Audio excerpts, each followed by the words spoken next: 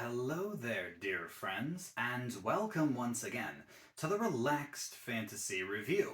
Today, we're going to be talking about bad spells. Specifically, we're going to be discussing the low-level spells of the wizard. Wizards are the ones that have the biggest choice when it comes to their spell list, and it can be a little overwhelming when you're a level 1 wizard and you're writing your spells down for the first time, and it's like, all right, you get 6 first level spells. Oh gosh, what am I choosing here? I've got dozens to pick from. Well, I've already made a video, top 5 first level spells for the wizard, but today we're discussing the other end of the spectrum. The spells that don't quite sell the wizard's magic. Now, all of these spells have a use case. They have a reason that you might want them. The real problem is that those use cases just don't come up very much, or they have a better spell on their spell list that can just do the job better. And as a result, I recommend that wizards avoid these 5 spells that I'm going to be discussing here in a minute. Before I do, though, I'd like to let you know that Relaxed Fantasy Review has memberships. For just $1 a month, you can support me here on YouTube. There's a join button just below the video down there. If you click on it, you get a couple benefits. First, you get a little badge next to your name in the comments, letting folks know that you're a supporter, earning you my undying gratitude. You also get early access to the videos. I upload videos every other day. And for the public, that's, been my routine. But for my members, I actually upload the videos a day earlier. So if you want to see the videos before anyone else, you can join up, and that's how you would do that. If you don't want to support or can't, that's fine. I appreciate you being here. Thank you for watching the videos and supporting me here on YouTube. So, let's start off with a classic bad spell pick, Witch Bolt. Witch Bolt is a tricky beginner's trap spell. You cast Witch Bolt with your first level spell slot, target a creature within 30 feet. You attack them with a ranged spell attack. If you hit, you do 1d12 lightning damage, and you concentrate on the spell. When you do this, an arc of lightning appears between you and the creature, and every turn thereafter, you can use your action to deal 1d12 damage to them again. So it sounds okay. You're getting 1d12 damage every turn for a single spell slot. Except, 1, it takes concentration, which is a valuable thing to give up. But 2 is the fact that it has a range of 30 feet, and if either you or your enemy move more than 30 feet away from each other, the spell just kinda ends. Like, there's no saving throw to move outside the arc of the lightning. They can just walk away from you, and you're gonna lose the spell, your concentration, and you'll have only dealt 1d12 damage, which is relatively low for a first level spell. There are other spells.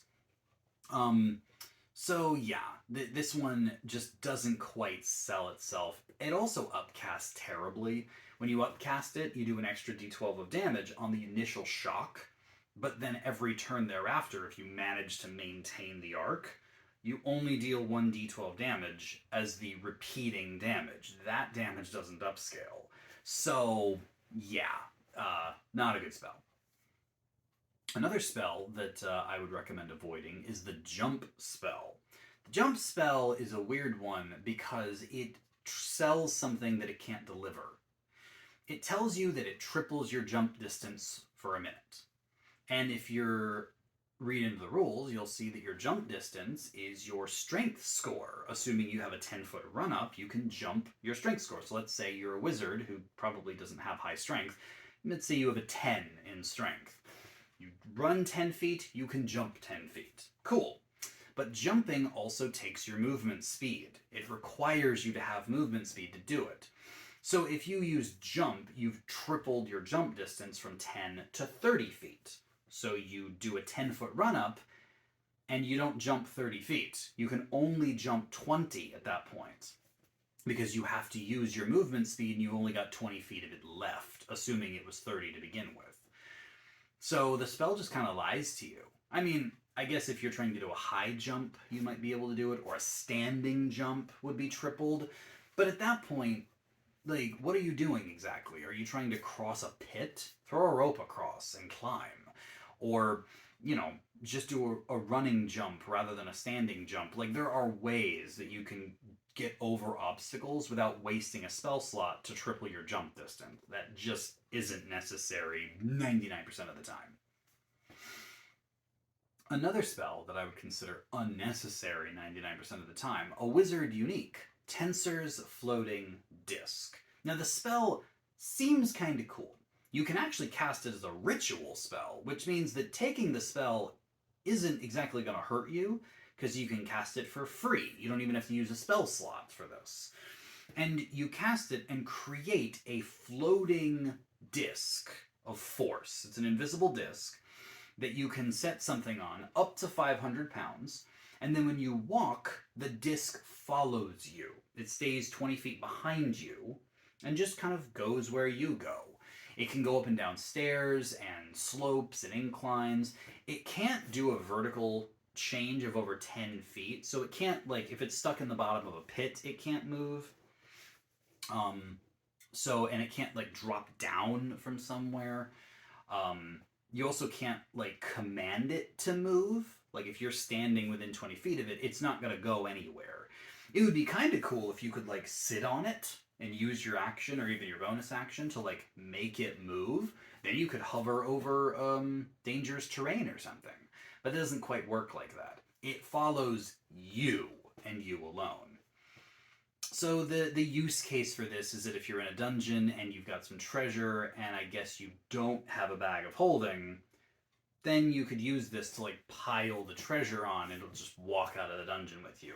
Or maybe if you've got a friend who got turned to stone or who's unconscious and you don't have someone strong enough to carry them out, summon a floating disc and then it can stretcher them out.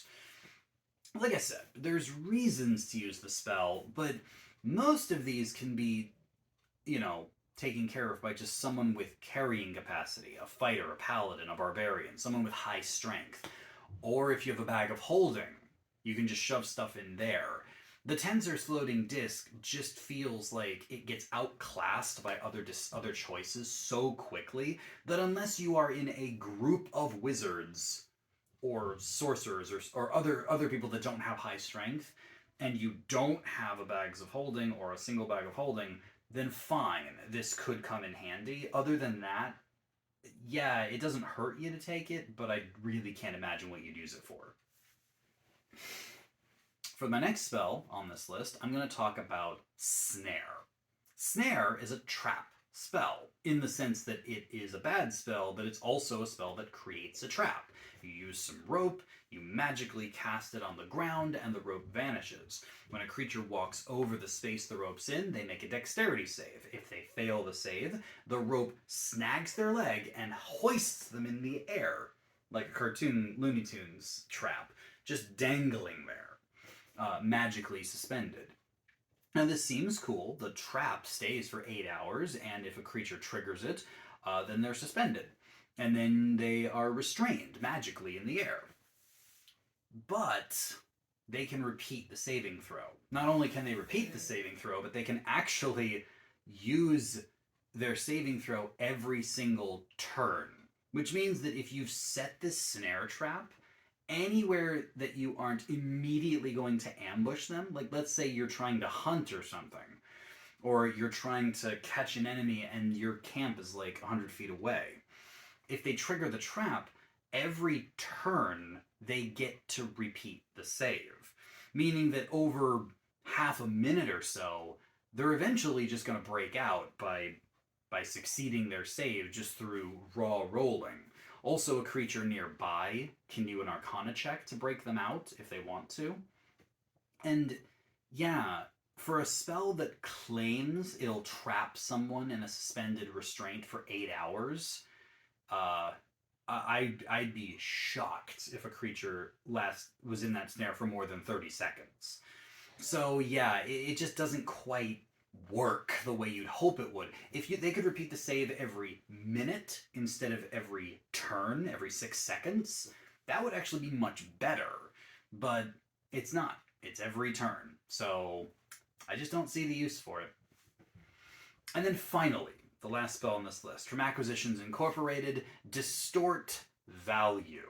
This is a spell that I like to crap on a lot, actually. And in all fairness, it's not the worst thing in the world. You cast it on an object, it takes a minute to cast, and you either make it look like its value has doubled by making it look shiny and pretty, or make it look like its value has halved by making it look scratched and rusted and whatever. By doing so, you can present it to a shopkeep and potentially get it for a discount if you made it look rough, if you're trying to buy something, or sell it for a profit if you make it look really, really nice.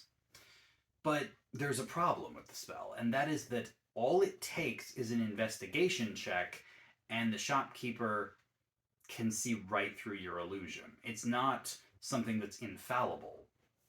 And sure, wizards can't just use their charm like other casters could to upsell or get discounts or whatever. It's not like they're going to have, a really high charisma, but they do have charm person or other spells that would be better suited for this kind of thing. The idea that distort value just changes the way an object looks and can even be seen through by a decent investigation check just feels like there's 100 other ways that you could make this work better. There are other options if you're just trying to get a discount or get a profit. And if what you're doing is that you're playing a game that's based around business, like the Acquisitions Incorporated book encourages you to do, it's all about making businesses and profits and, being a merchant of some kind. In a game where that is the primary focus, yeah, distort value might actually be helpful. But if you're just an average adventurer trying to pawn off a magic item, then this really isn't your best bet. There are a lot of other ways to get a better price for the item you're trying to sell. And that's really what this entire list is all about. There are better options, whether it is having a bag of holding, whether it is using a different spell to do damage, or a different spell to restrain someone, or just using something to charm, or there's magic out the wazoo for wizards. And all of these spells are outdone by other things, or just don't give you what you're trying to get. And that's why I recommend that wizards avoid these spells when they're choosing their spells at the low levels. This has been the Relaxed Fantasy Review. If you enjoyed the video, please like and subscribe down below. Have a look for the join button down there, and keep your eyes peeled for more spell reviews coming down the line soon. Have a good one, my friends.